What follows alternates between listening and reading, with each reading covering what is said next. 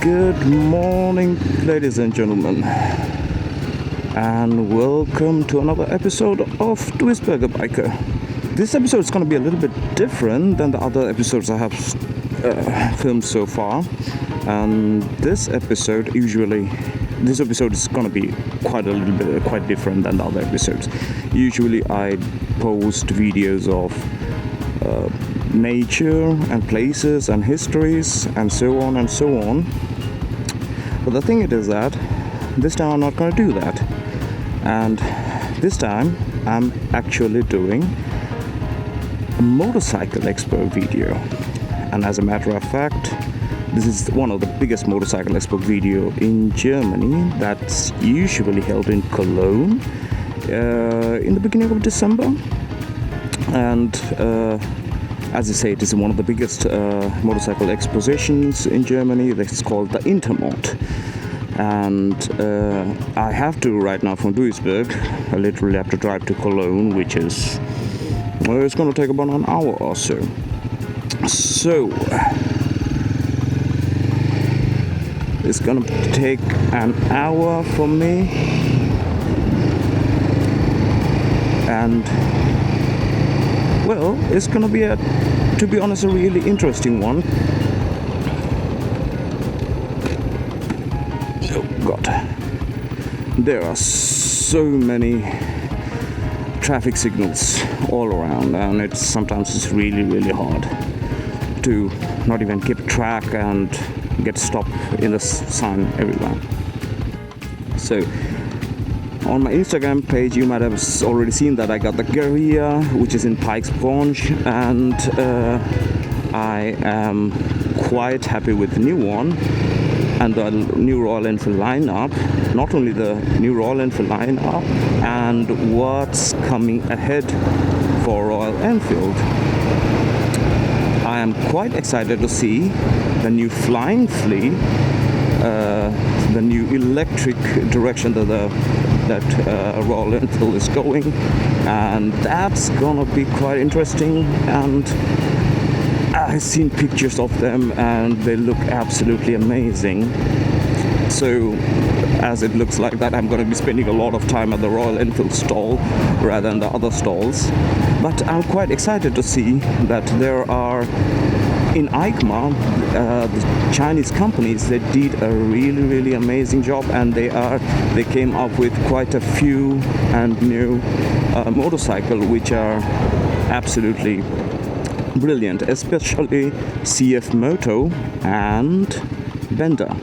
So CF Moto is, they have been known to do really good stuff, like the CF Moto 450 MT, which is a good contender for the Himalayan or also for the Guerilla.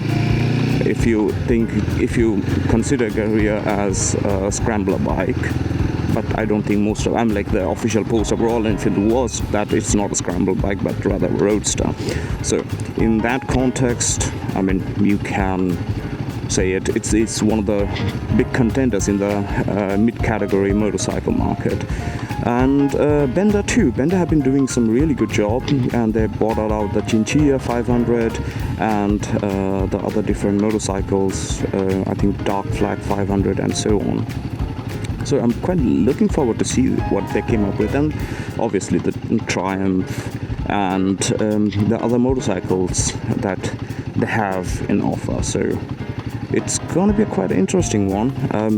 I'm not so sure about the Suzuki and the other motorcycles, what they're doing over there. Oh, sorry, there is something going on. Probably a 112 and emergency ambulance, and it's quite common in Duisburg, I must say. So back to it, that there are a lot of these new motorcycles companies that are coming up, and the old motorcycle companies that they are trying to present and market their existing lineup So it's gonna be quite interesting to see. Unfortunately, I think that there are no Royal Enfield, God. There are no Harley stands gonna be there this year, because Harley also didn't come up with a new motorcycle. I think they are planning to come up with their new, as a mid-category motorcycle, the Sprint, but I'm not so sure about that when. But anyway, doesn't really matter. There are a lot of interesting motorcycles that we get to see over there, so I'm quite looking forward to it. So without further ado, let's hit the road.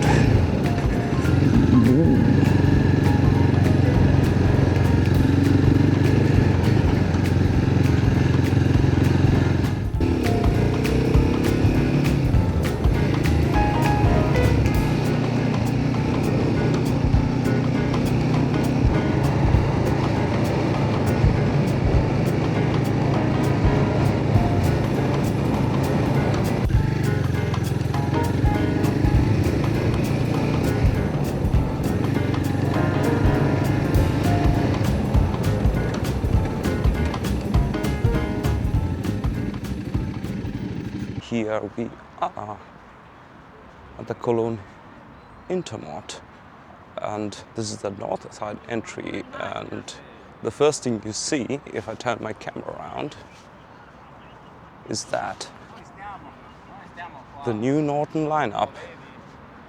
Well, they haven't they spent a lot of money, it seems, for the publicity this year for the new lineup, as the new revival of Norton after being getting bought by TVS Motors, another Indian company. Yay! So now let's get inside and see what else do they have to offer except for Norton. Come on. Now we are inside, and you come in. And in the beginning, I'll turn my camera around and I'll show you the SUZUKI Line-up. I mean, look at that new V-Strom that came out this year. And doesn't that look absolutely beautiful?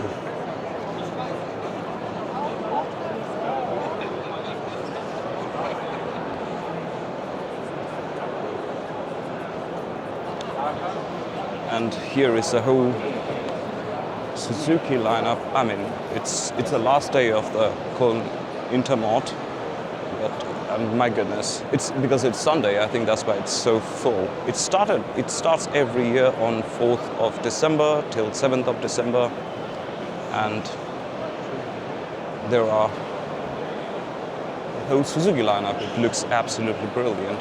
Let me go and have a look around the whole place one more time. That's the new Suzuki DR Z4 SM. And I must say, I'm myself a little old school guy, but that is just a thing of beauty.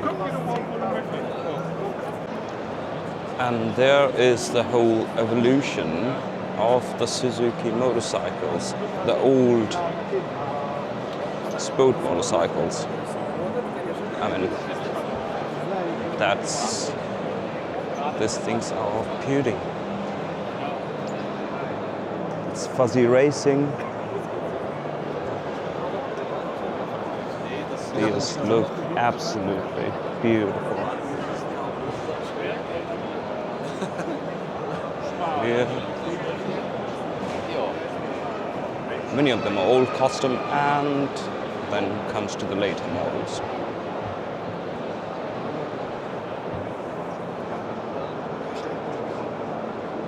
So the Suzuki motorcycles were quite interesting, and they are, but it comes to the new model, that the Suzuki GX8 TT version of it.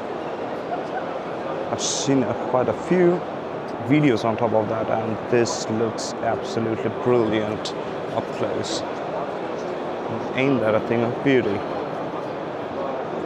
Oh goodness.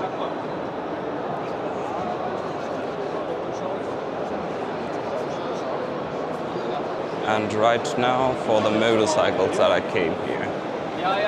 This is, as you can see behind me, the Royal Enfield Line-up. And there is this classic shotgun. And they did make a few custom versions of it. For example, the Royal Enfield Custom World. I mean, look at that. That's an old Interceptor engine, and that has been customized with the panels on the side, and it looks gorgeous, I must say. I mean, look at that.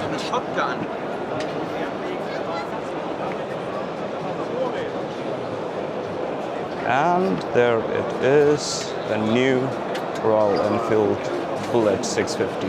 One of the many variations on the 650 design. It's an old classic look, and it looks as a thing of beauty too. And there I have a Bear 650 with the front cowl attached to it, the headlight guard, and the engine guards too. And that is the motorcycle that Eddie Mulders rode. I mean, that's the same number, 249. Interceptor. At least in Germany they can sell it as Interceptor 650, but in USA they have to sell it as INT 650. That has something to do with, I think it has to do with something, the naming of it. Because it's been already, the name has been trademarked by Honda or somebody else. And there are the different variations of the Bear, and the Wild Honey, and also in the other one, the Orange. I must say, the seats look absolutely good. I must say, there are a lot of people who are quite interested in the Super Meteors. I used to have the Super Meteor, as I mentioned before.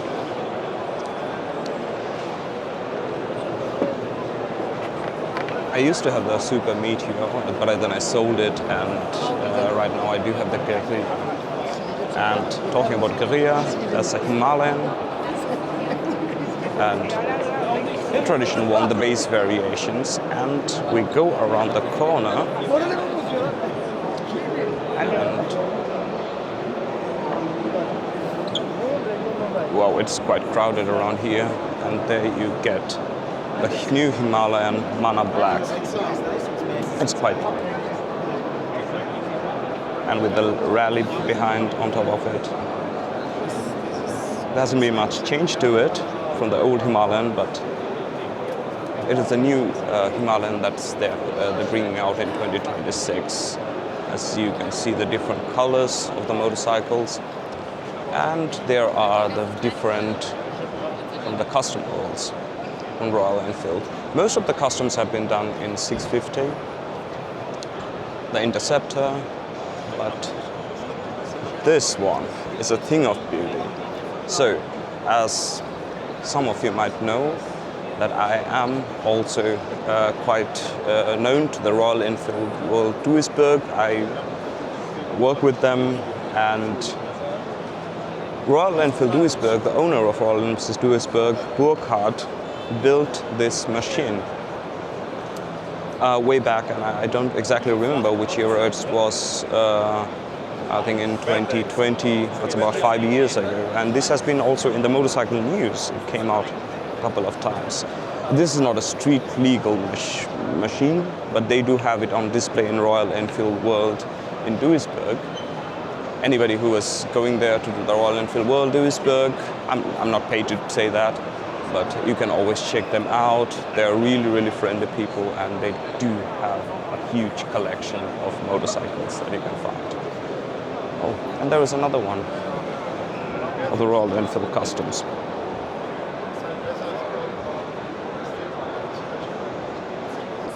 And now the two motorcycles that I really wanted to see, that's one of the main reasons that I came here, is these two, if you can see them.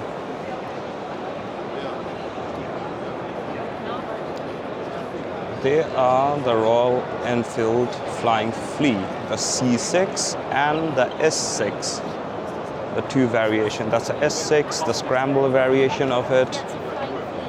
And look at that. I thought it would be looking a little bit too small, but it looks really, really well. And I must say, the finishes on them, and that's the traditional upside-down fork, and the C6 has the girder fork, and both of them look absolutely amazing. I must say, the quality of both of them is really, really good. These things don't have any specifications yet, but probably they're going to come in 2026. That's they're going to go out for sale. And I'm quite interested to see that how they come out next year and how they do in Germany. And as far as I heard, that the German dealers are not so quite excited about the electrification of the whole motorcycle industry, and Royal Enfields are quite always has been known for their old school charm. I talked with the people who are in charge of the Flying Flea section in Germany. So the woman over there, and she's such a lovely lady, and she said she is from Stuttgart, and they have the headquarters of Flying Flea in Germany in Stuttgart, as I understand, and it's most probably coming into Germany also next year. And I already put myself for a test ride for both of the motorcycle next year, so I'm going to get a newsletter for both of the test rides, and when it comes to Germany, I might be one of the first ones to ride it. I'm looking forward to that. So that's and the 750s are unfortunately they won't be showing them this year in Germany. They showed them in EICMA, but unfortunately not in Germany. So right now let's figure out and see what other motorcycles they do have in offer.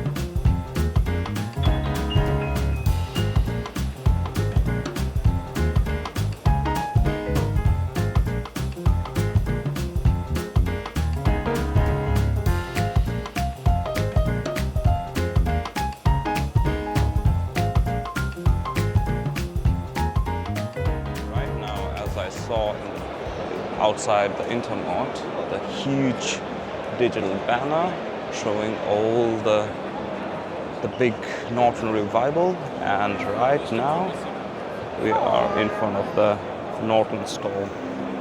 I'll show you the new motorcycles of the Norton, and look at that. That's a new Norton Atlas.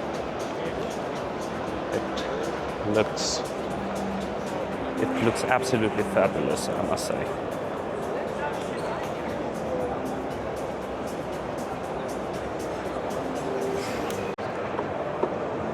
Now look at the switchgear.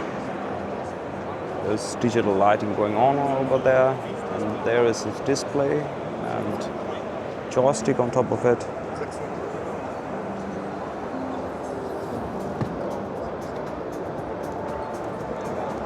That is absolutely just beautiful.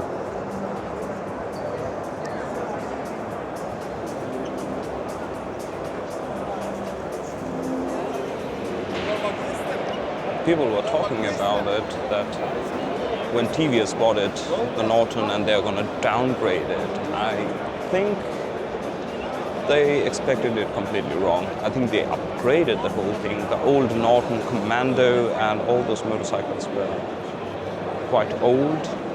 Quality control was a big issue. But now look at the super version, the Manx R.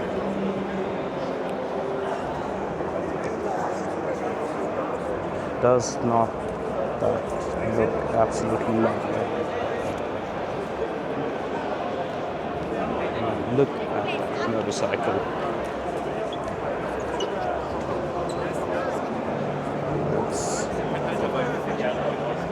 Looks absolutely brilliant. And they do have, again on the side, the street variation of the Manx in silver and in black. Most probably the motors or the engines are the same, but the optic, I mean, it looks absolutely gorgeous. This looks, all the 4 motorcycles, the new series that came out, all the 4 motorcycles in the new series that came out from Norton after its revival, they did drop gorgeous. They just look dead gorgeous. And here is the Atlas GT.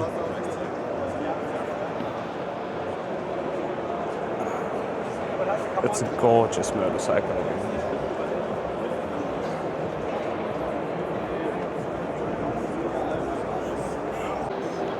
So that's another version of the Manx R in the bright orange color. I mean, that also looked drop dead gorgeous. And they have it here, the whole Manx color palette. Very minimalistic, I must say. But it gives that kind of a classic look, and that's the most interesting part of the whole motorcycles. It's about 600 cubic centimeters, the motorcycles, and it's a little downgrade in the size of the motor when it comes to the old Commando, but I mean, they look 100 times better than the old Commando. But that's my personal opinion. Don't kill me about it. I think the whole optic of the motorcycle and how it looks, it's a very own personal thing. You can never, everybody has a different optics. I mean, I'm more of an old school and retro guy, so for me it's the old school Triumph, for example, or BSA or Royal Enfield. So it looks good, but Norton is taking a change from the whole old school, the old Commando motorcycles, and I'm quite actually, it will be quite interesting to see how that turns out in the future. But for now, let's go take a look at the other motorcycles. And now, coming to another classic motorcycle section. And there it is. The Triumph motorcycles. And they do have, they pretty much, they showed their whole catalog before the EICMA, as a matter of fact, but in recent times they released a few interesting motorcycles, and some of them, for example, this one caught my eye, and it's a recent version of the Trident 660. You can look at it at 7,596 euros. It's pretty much as expensive as a Super Meteor. Oh, I'm keep on comparing all the Royal Enfield motorcycles. I shouldn't compare with them, but this looks an absolutely gorgeous motorcycle. I mean, look at that.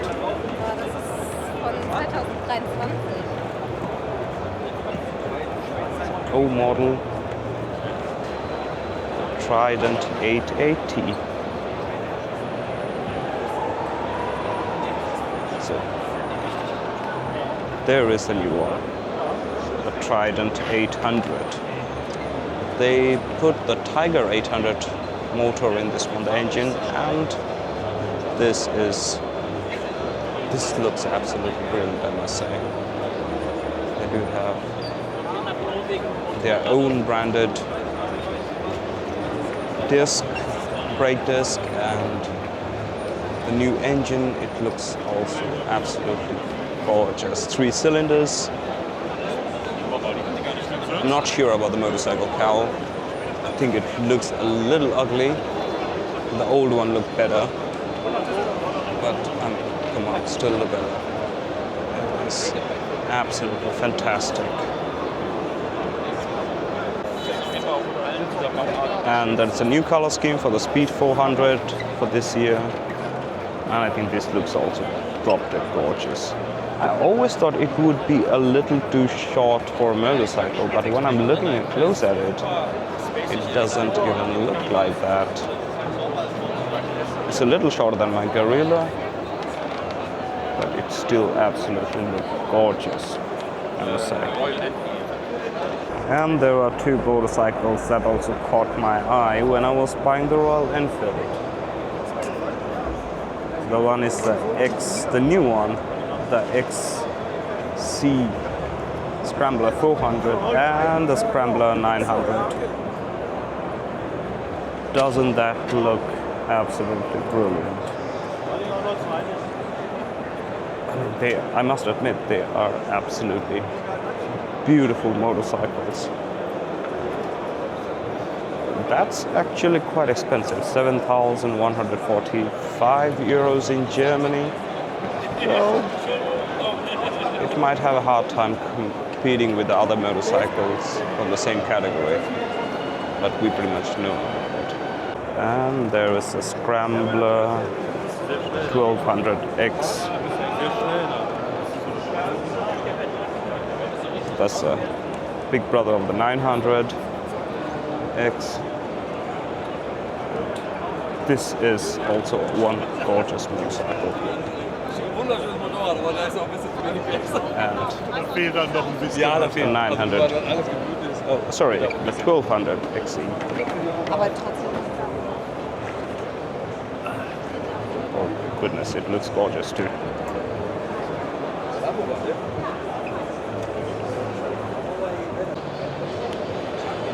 I must say, all the motorcycles from Triumph, they look absolutely gorgeous. The Street Triple 1200 or the 765 RS, I mean, you can look at them. There you go. They look absolutely gorgeous. Also the classic ones, for example, the Trident 660, they do have a certain classic charm, but the motorcycle catalog they do have, it is so vast compared to the other owners. They go in very diverse directions, and I find it quite interesting if they only can reduce the price for some of the motorcycles, then they have a winner in their hand.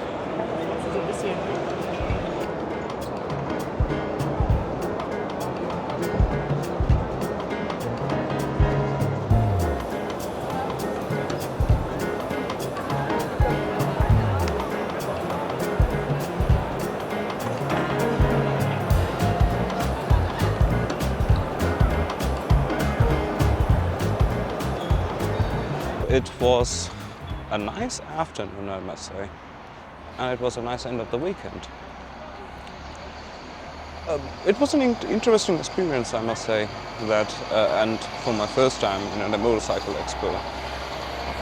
But I'm a little disappointed for one reason, and that reason is there are not enough exhibitors this year.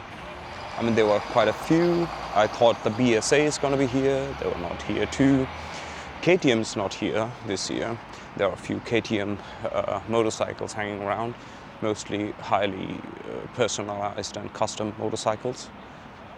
But other than that, Husqvarna was not here this year. As I mentioned, BSA is not there, and quite few. No Moto Guzzi, no Moto Morini, Benelli, Benda, QJ Motors. The Chinese motorcycle market, at least they presented their motorcycles in EICMA, but here in Intermot they didn't have any motorcycles to show. That's a little shame. So that was the only reason that I'm a little disappointed. But other than that, I'm quite happy actually for a couple of reasons. And one of them is the amount of people. Even if it was Sunday, obviously it made sense that a lot of people were coming up to see the thing. But one of the few things that I really enjoyed is the number of young people who were taking part, came to the show. They were quite interested, not only the electric bikes that I had a kind of a prejudice in my head, but also they had the thought that they needed to go and check out that what's going on in this whole motorcycle industry. And there was quite certain other interesting stuff that I really enjoyed, is especially the new petition that's going on for the German regulation for lane filtering. Now that is a tricky subject for many people, because lane filtering, as many might know, is still illegal in Germany compared to the other motorcycle, compared to the other countries where lane filtering for motorcycles are completely legal. But unfortunately here it is still illegal. But nevertheless, it was quite an interesting experience, quite different from what kind of videos that I post, and it was rather exciting for me to be in a motorcycle expo for the first time. And I'm not going to review motorcycles in the future, because that was never my goal, and that will not also be my goal. So if anybody is looking for my channel for reviewing or stuff like that, they can, I mean, they are going to be disappointed with the whole thing, because I am not going to do that. So except for that,